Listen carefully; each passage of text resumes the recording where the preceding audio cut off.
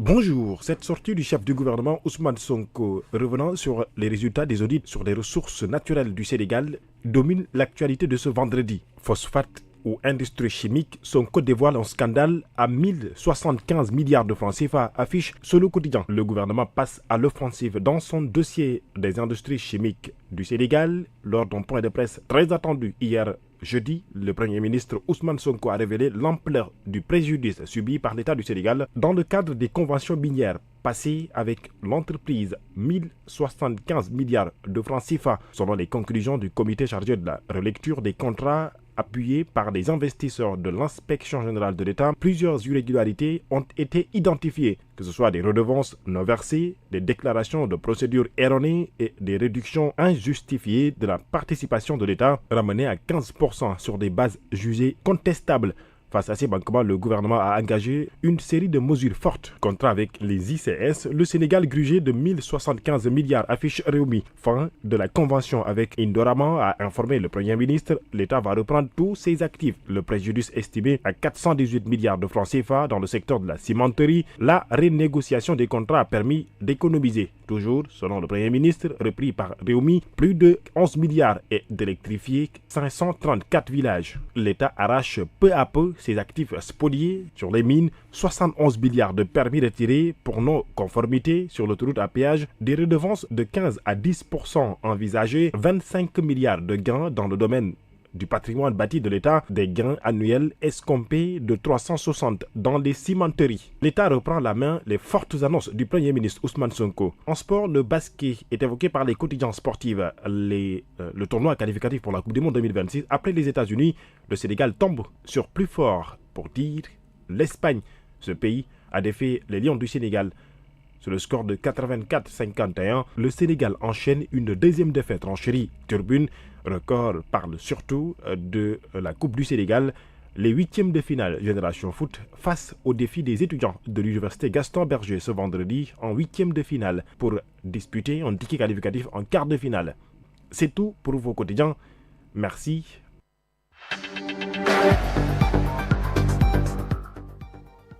Senghor, c'est cette revue de la presse qui met un terme à ce journal. Je vous rappelle les titres. Renégociation des contrats énergétiques. Le Premier ministre Ousmane Sonko annonce la reprise du bloc Yakar Teranga et la résiliation de plusieurs concessions. Ousmane Sonko met ainsi les contrats hérités en accusation et promet des comptes devant le Parlement. Le projet de loi numéro 5-2026 modifiant l'article 319 de la loi numéro 65-60 du 21 juillet 1965 portant code pénal a été modifié au lendemain de cette adoption. Andesam Djikoyi, face à la presse, a exprimé sa satisfaction et promet de poursuivre le combat pour préserver les valeurs de la société.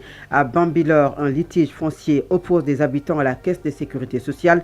Dans le cadre de son programme de construction de logements, l'institution a procédé à la démolition de plusieurs maisons, de fondations et des poulaillers. Et puis l'Inter, le sport et la revue de la presse ont mis un terme à ce journal. Merci à Mohamed Touré, merci également à Baba Aïdara qui ont assuré la mise en onde. Fatou Abdoundiaye était la présentation de cette édition dans quelques petites minutes. C'est la suite de votre matinale avec l'actualité commentée. Je serai en compagnie de l'Agima Diop, de l'Agi Ahmed Aïdara. Restez à l'écoute de Solo Média, la force d'un groupe et la clarté d'une vision. Merci à tous et à tout à l'heure.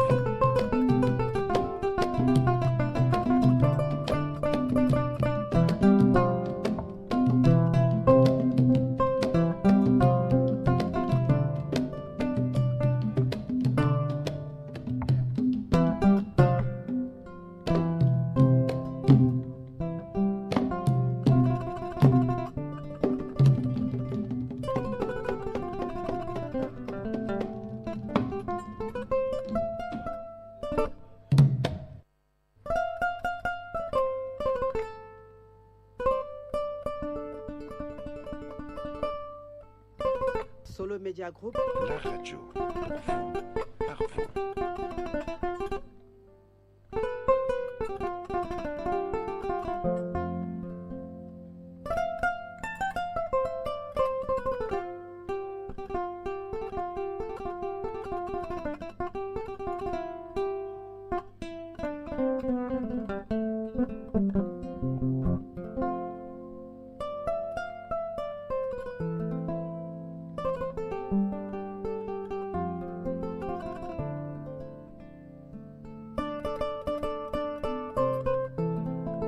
Solo Media Group, La radio pour vous, par vous.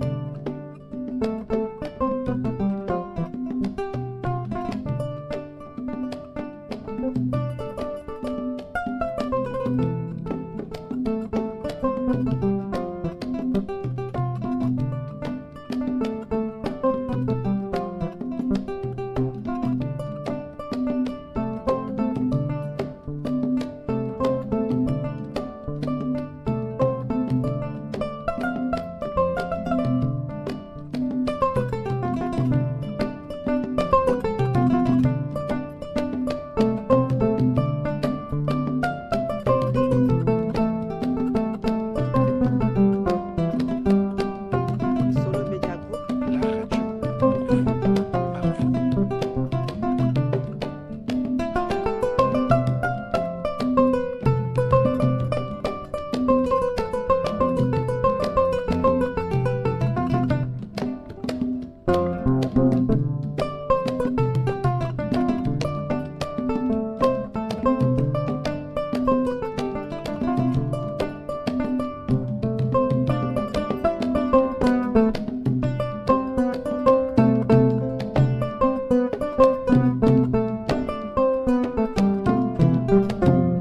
Solo Media Group, La radio pour vous, par vous.